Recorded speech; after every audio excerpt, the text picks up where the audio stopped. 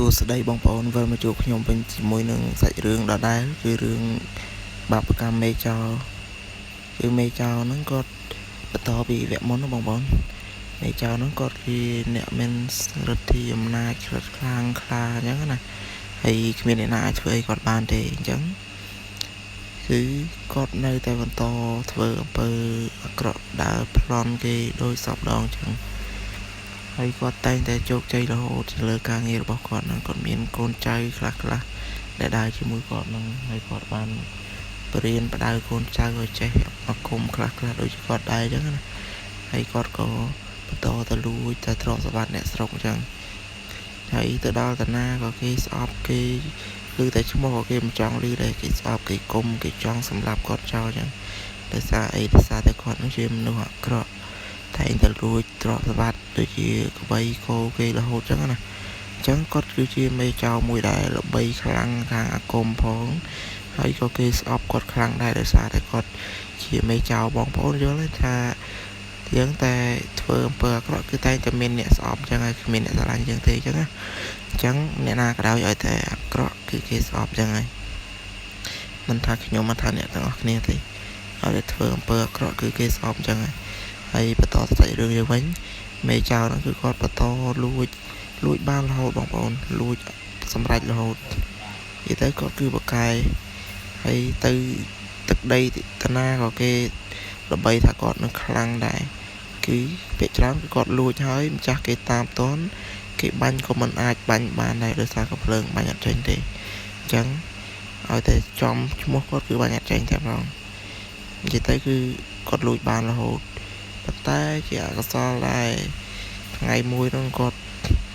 ថាជាដល់ថ្ងៃសោយរបស់គាត់ចឹងណាគាត់អាចនឹងលួចប៉ះ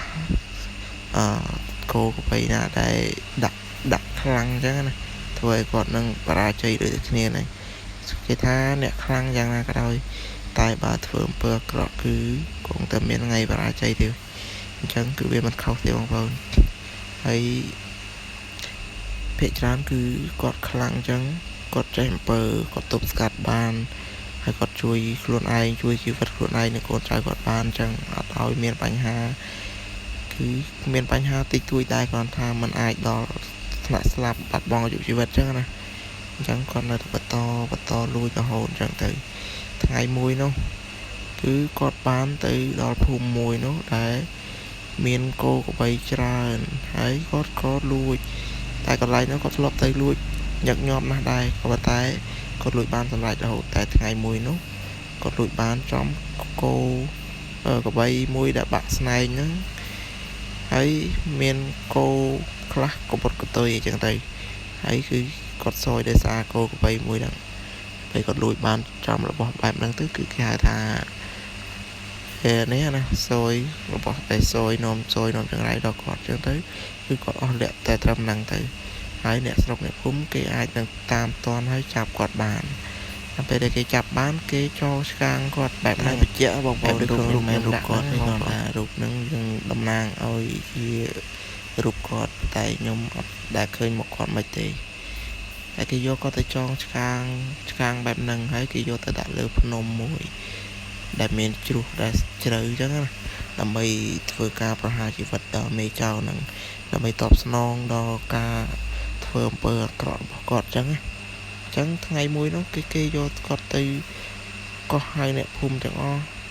ដើម្បីមកធ្វើការប្រហារជីវិតគាត់ប៉ុន្តែជាអកុសលអ្នកភូមិគាត់ព្យាយាមបាញ់យ៉ាងណាក៏បាញ់មិនចេញដែរដោយសារគ្រាប់កាភ្លើងរបស់គាត់នោះគឺមិនមែនខូចទេគ្រាន់តែបាញ់មិនចេញដោយសារតែគាត់ជាអ្នកចេះអំពើខ្លះចឹងអាចការពារខ្លួនបានចឹងណាប៉ុន្តែ